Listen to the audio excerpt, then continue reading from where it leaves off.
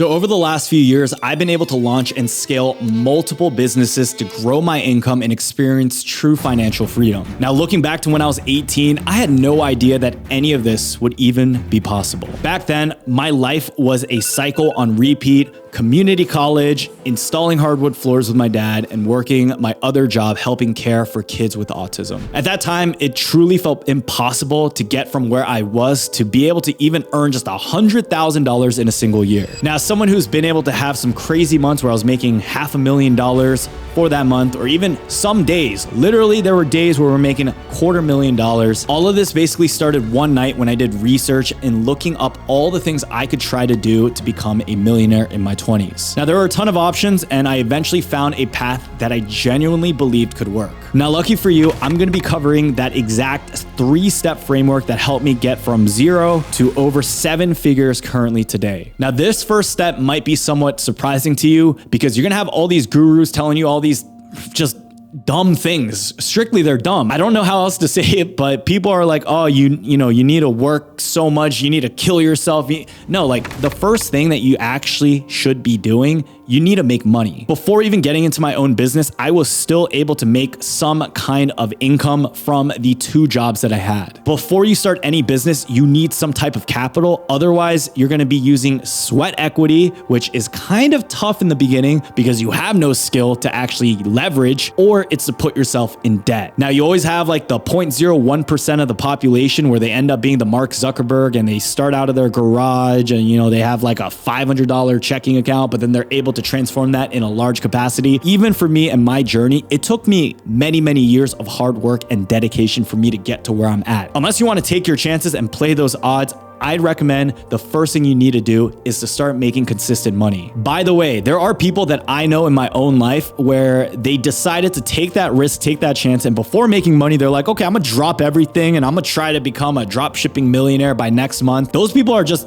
unemployed now, or they're back working their 9-to-5. Now, there are 2 main reasons. We just covered one of them. Basically, if you have no money before starting a business, it's going to be a lot more pressure to work. You're going to have to take on more risk, which can actually put you in such a disadvantaged situation where you might not have the capability of making money in the future. If you're operating in a state of, I don't have money, I'm in debt, and I'm desperately needing something so I can survive, you would probably be acting in a lot more emotions that will eventually lead to stress, which leads to burnout, which leads to you not being in the right state of mind to actually grow your own business. Right now, in today's day and age, you still need some kind of income. So I know even with drop shipping, it requires little to no money, but you still need to pay for the Shopify subscription service. You still need to pay for, running ads if you get into that space, or you still need to have an iPhone that can take decent videos for you to get organic content. Outside of drop shipping, Amazon FBA, that requires capital. Outside of that, if you want to start a clothing brand, you're often going to need some type of cash in order to get started,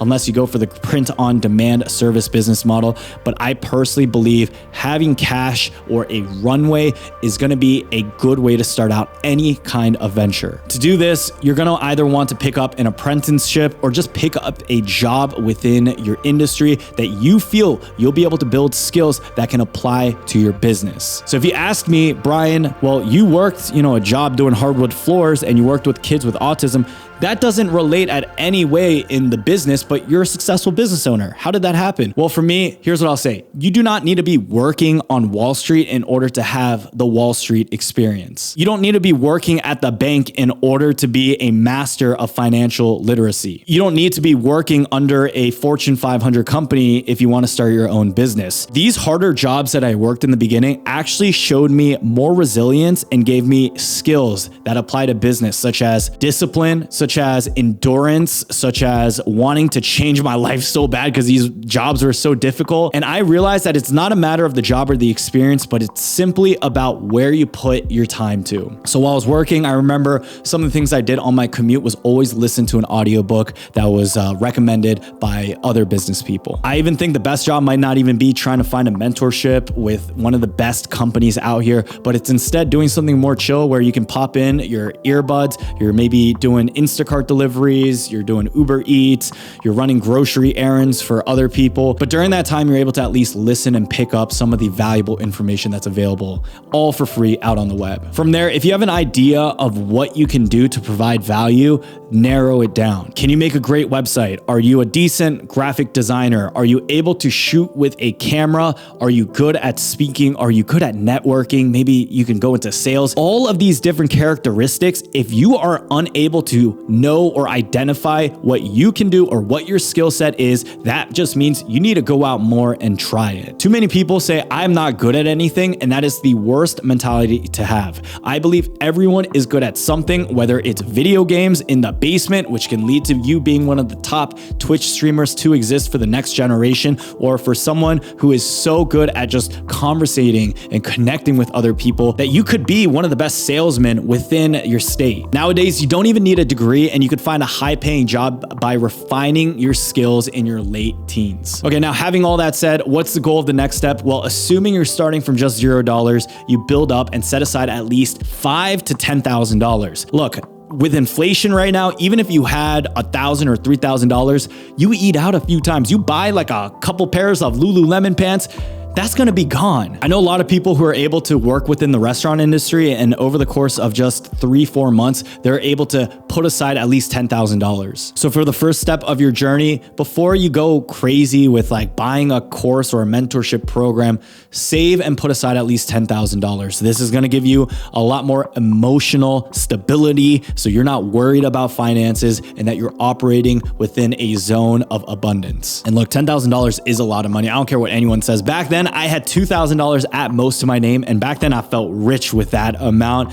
So $10,000, as long as you don't have crazy expenses, you're able to keep your living costs down, whether you live with your parents and you have no car, it can take you a pretty far way. Now, once you got a solid enough base to start your own business, this is where step 2 comes in handy. This right here is the most exciting step of the process. And if you want to take that income you've made and put it towards launching your own business to multiply that amount, this is where you start. So I made a ton of videos about drop shipping, affiliate marketing, or even if you guys ever have been interested in starting your own content business. These are all things that I've done. I've made a lot of money doing so, and they are still viable things that you can get started with today. By the way, one day I was coming out of church, I heard some of these kids talking because they were in front of my car. They loved the car, and it was a great conversation. But I asked them, what do you guys think about ways to make money? And they said, oh, Brian, we know about drop shipping. And I said, well, what do you think about drop shipping? And they said, well, we think it's a scam. Everyone thinks it's a scam. You can't make money. But that's where I'm like, oh boy, you guys are not knowing the truth. Look, there are a lot of business models where you're able to make money, and dropshipping is just simply a business model that exists. But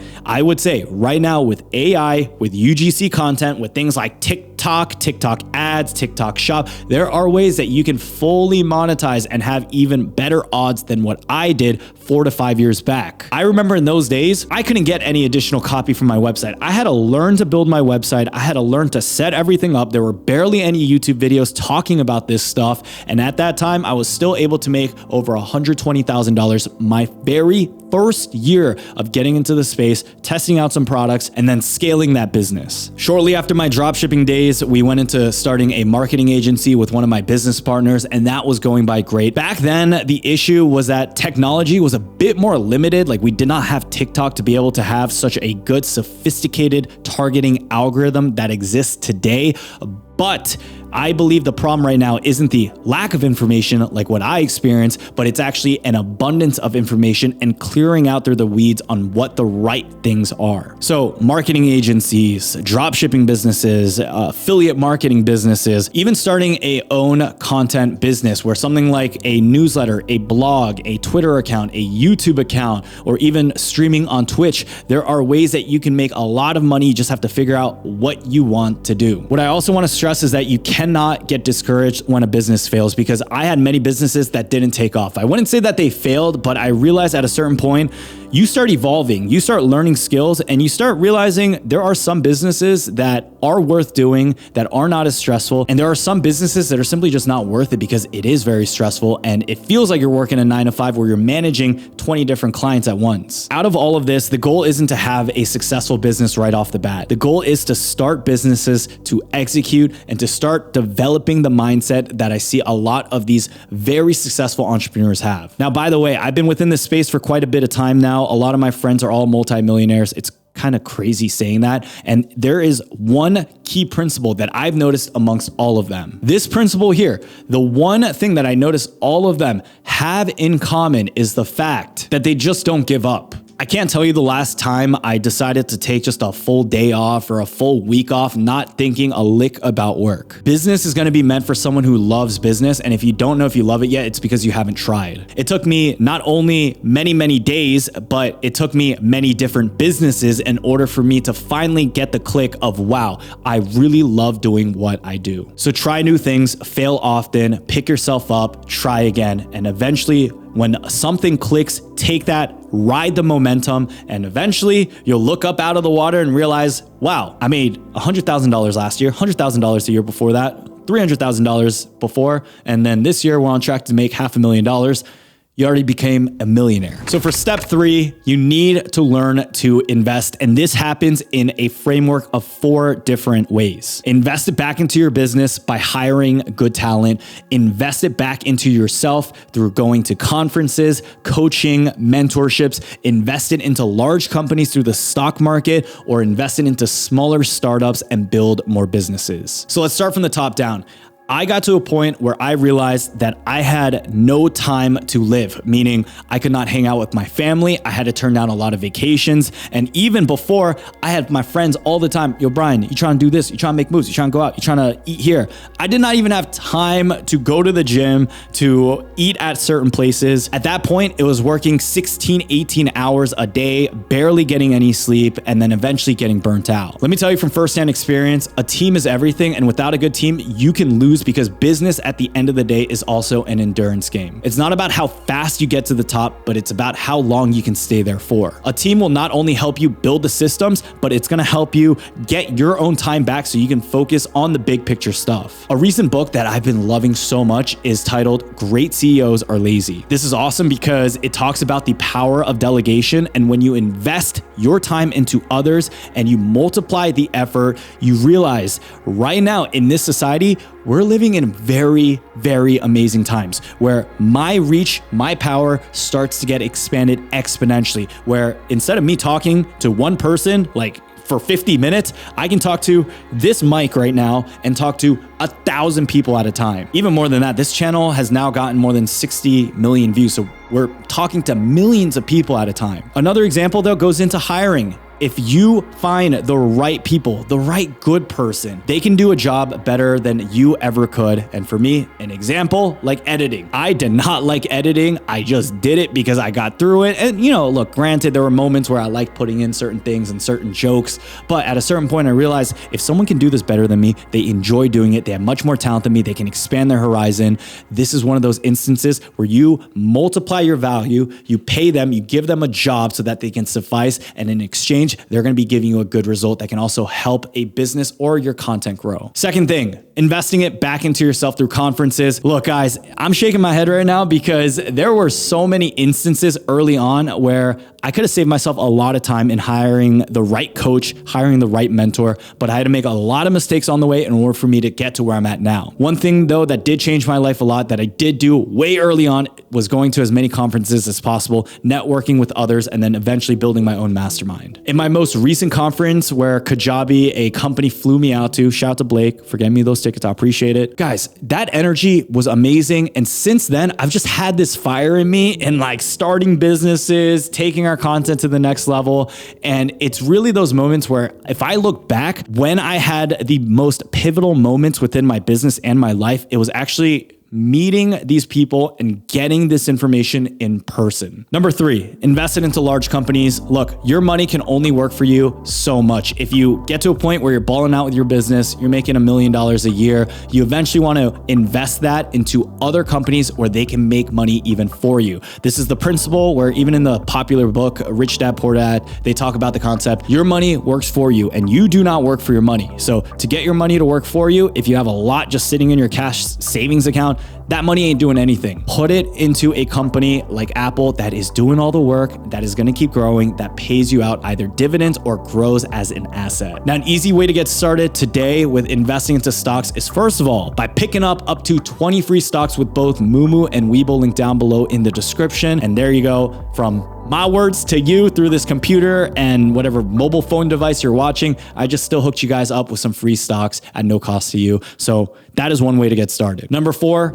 invest into smaller companies and startups. When you begin to make over $250,000 a year, you then get the status of being an accredited investor, where you can now invest into other companies and startups and start labeling yourself as an angel investor. Now, this year is going to open up more opportunities because you can actually get in-depth alpha that you wouldn't in other places on seeing how that company grows. So you can get extensive inside knowledge there, but then you also have a chance of scoring big. So imagine investing into Netflix before, Netflix became what it is now. They were still like in grocery stores with the CD, or imagine investing into Airbnb before they even had their app. If you invested into any of these giant companies, you would become very well off now, and it's all about diversifying your eggs as well. Now, currently year to date, I've invested over $100,000 into a variety of different angel investments and companies, and these check sizes don't even have to be that big. A lot of people think you have to angel invest $100,000 every deal. No, there are some companies that will take a micro check of $2,000 to $5,000, and you can get ownership of some of these just from that amount. I've even had some companies that took a check from me for just $1,000. Now, given angel investing is very risky, do it at your own leisure, okay? There are people who are experts at this who still don't get it right all the time. So just know that this is not the priority you should have when you're trying to build a business, but it is an option that you should explore when you're trying to expand your wealth. All right, so now that we covered the 3-step framework, here's just a quick reflection and takeaway for you to know. So number 1, start earning income and set aside your money. Number 2, use the money you set aside to start launching businesses. Number 3, take the profits from your business, invest it back into yourself, your team, and other businesses. Honestly, if you rinse and repeat that cycle, if you're able to make $1 million a year from that, I'm confident you can make 8 figures from that too. You know what? I even say 8 figures, but I'm confident you can even make 9 figures just following this very simple framework. Look, if you're watching this video and you're in your 20s, or even you're not even in your 20s, look, you are going through some of the biggest years of your life where you're able to tolerate that risk. Learn different skills that you can apply into these businesses, and from there, you can find that making money is not that difficult. I also want to add that growth is also like a snowball. So if you only have $1,000, it's going to be hard to make $10,000. But once you start making $10,000, the snowball of what that accumulates to getting into $100,000, then turning that into $250,000, and then $500,000, and then even $1 million, it's an area of least resistance. There's momentum bringing you forward. So here's how I want to end this video. Take action today. I know you guys can do it. I appreciate you guys. I love you guys. And that's it. That's it.